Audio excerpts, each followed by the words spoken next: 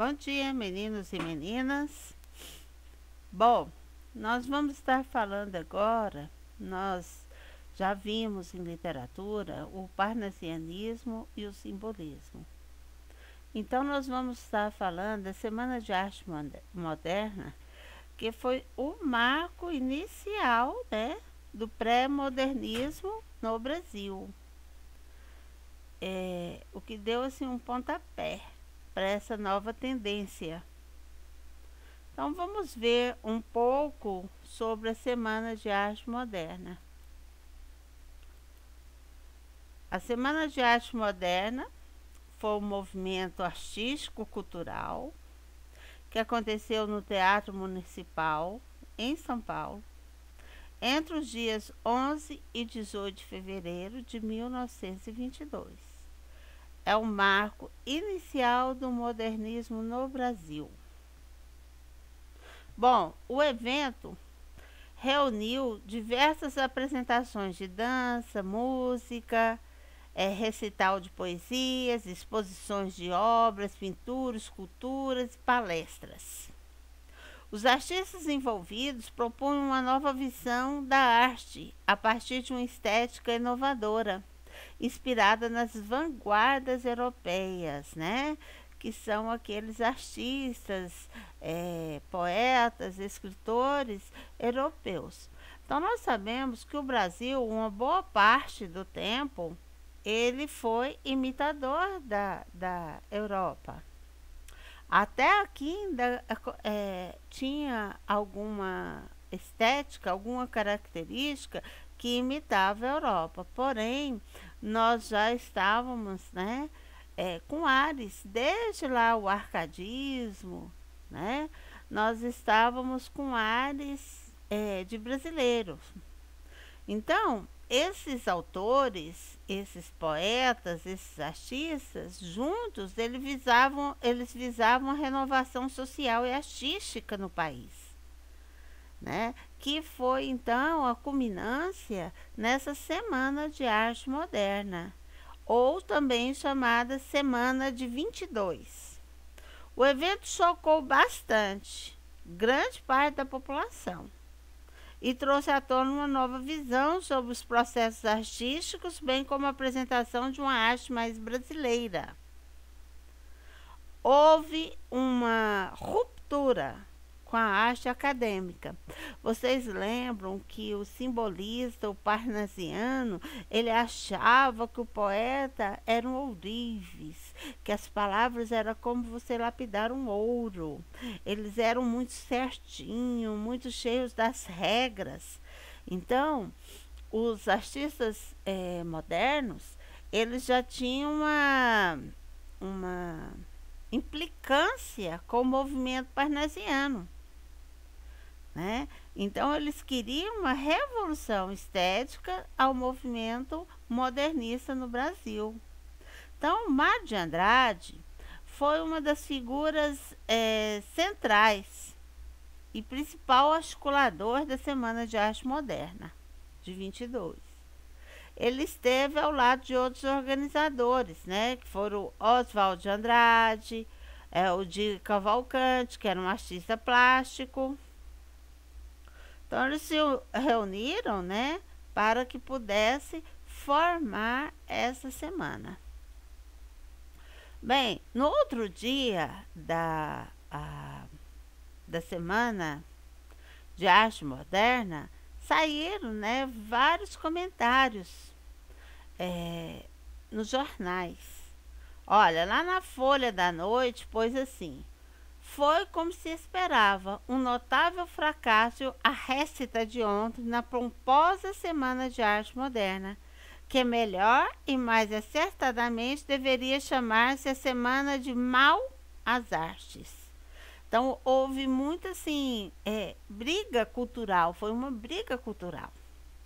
E no jornal O Estado de São Paulo saiu: as colunas da seção livre deste jornal estão à disposição de todos aqueles que, atacando a Semana de Arte Moderna, defendem o nosso patrimônio artístico. Então, eles achavam que aquela proposta de arte moderna seria uma ruptura ruptura com o patrimônio artístico, que era um legado, que era aquela coisa pomposa, como os parnasianos demonstravam.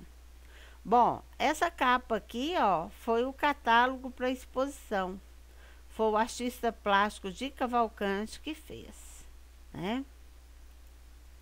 Aqui também nós temos o que? Os cartazes.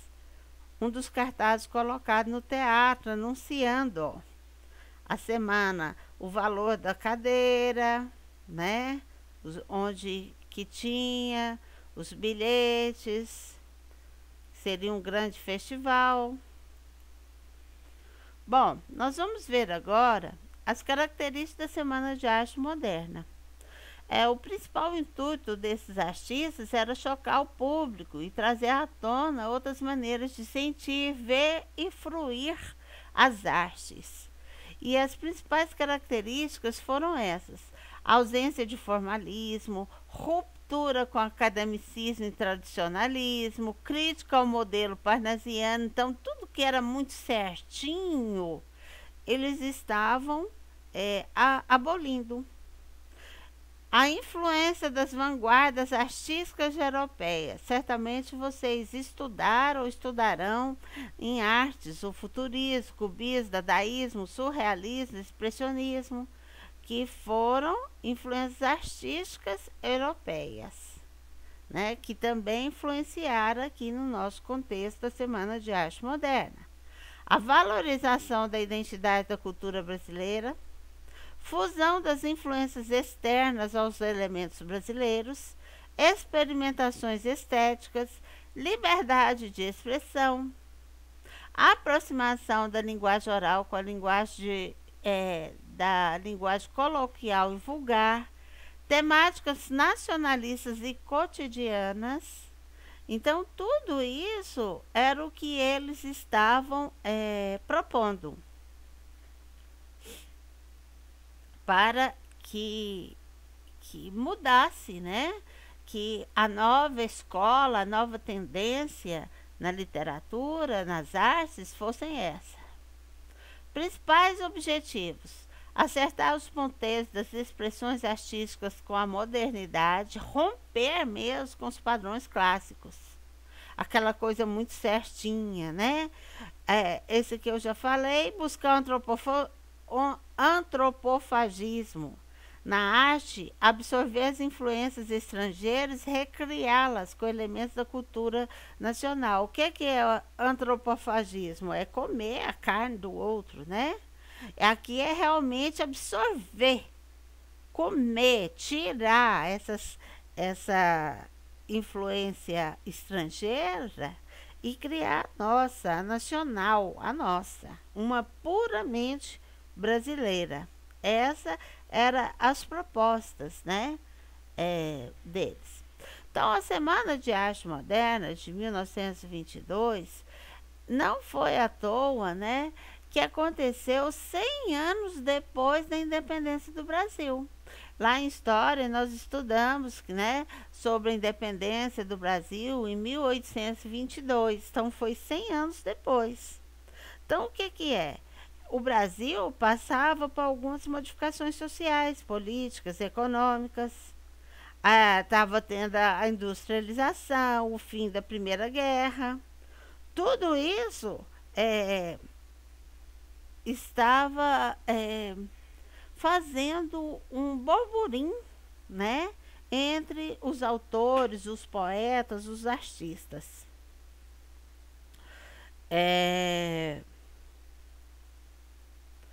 Então, a maioria dos artistas que participaram da Semana de Arte Moderna, eles eram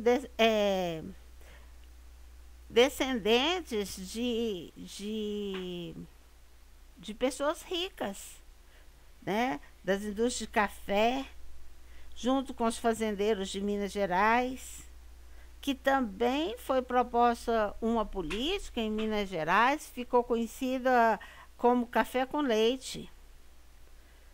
Então, o que acontece? A realização desse evento, ele não tinha só questão artística, tinha questão política também. A maioria desses artistas, eles possuíam condições financeiras para viajar para a Europa. Então, quando alguns artistas estiveram na Europa, Oswaldo de Souza, Mário de Andrade, eles trouxeram de lá alguns modelos artísticos, uniu a arte brasileira, dando tônus, dando esse jeitinho brasileiro, né? Para ter novos horizontes, para o protagonista da nossa arte, da nossa cultura ser brasileiro, né? Então, de Cavalcante, quando ele levantou essa bandeira de estar juntos na semana, ele disse assim: seria uma semana de escândalos literários e artísticos, de meter os estribos na barriga da burguesinha paulista. Então, ele estava realmente atiçando, né? Durou 3 dias, 13, 15 e 17 de fevereiro. Reuniu muitos jovens artistas irreverentes, né? Que não tinham não eram presos ao clássico. Eles queriam a liberdade de expressão.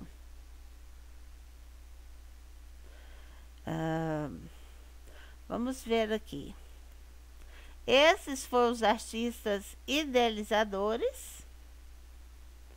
Anita Catarina Malfatti, vocês devem conhecer por Anita Malfatti. O Di Cavalcante,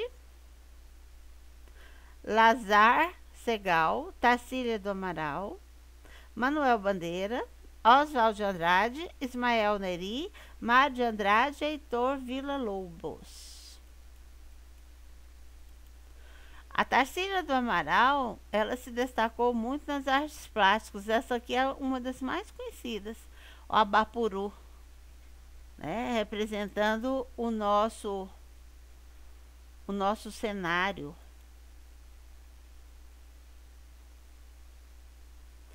Aqui, Manuel Bandeira, na poesia.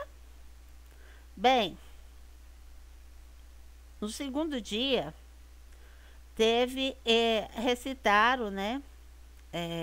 Teve a palestra do artista plástico Menotti Del Pitta e a leitura desse poema, Os Sapos.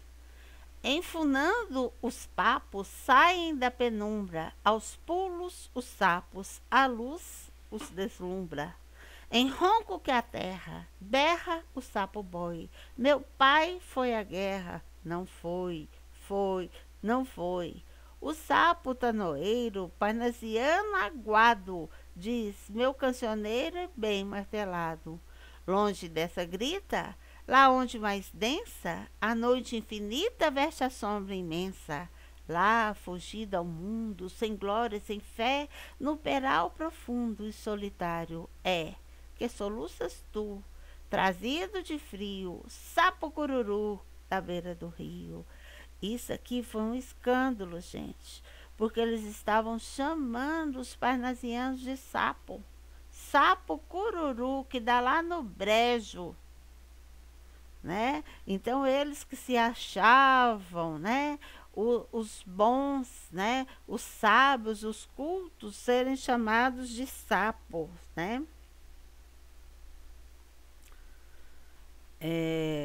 Então, o público gritava, uivava, vaiava, latia, de todas as formas, né? O Manuel Bandeira, ele estava com a crise de tuberculose, então ele não participou. Ele foi um dos idealizadores, mas ele não participou da Semana de Arte Moderna. Foi o Ronald de Carvalho que leu o poema. E o povo gritava, relinchava, porque houve uma indignação no público, porque o público era acostumado com aquela coisa certinha do parnasiano, né? No terceiro dia, o teatro já estava mais vazio. Houve uma apresentação musical com o Vila Lobos, né? Nesse dia, é,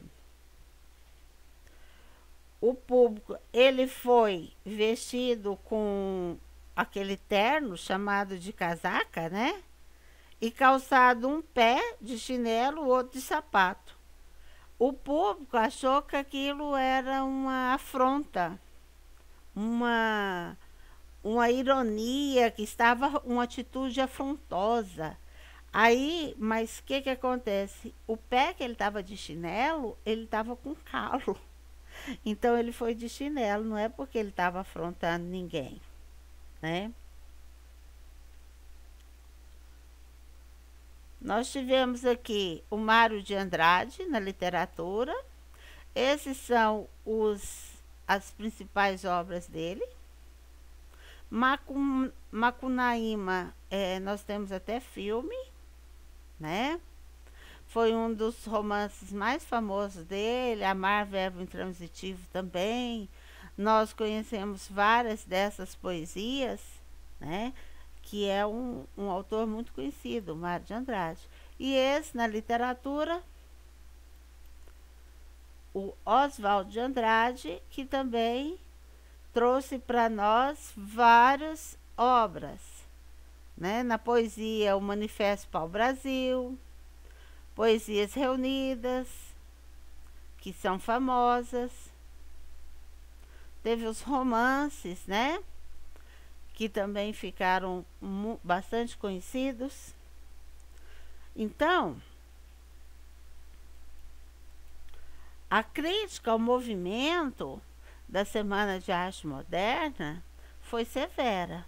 As pessoas ficaram desconfortáveis com as apresentações, não queriam compreender, né, essa proposta. Os artistas foram chamados de loucos, de doentes mentais, e assim ficou muito claro que a população não estava preparado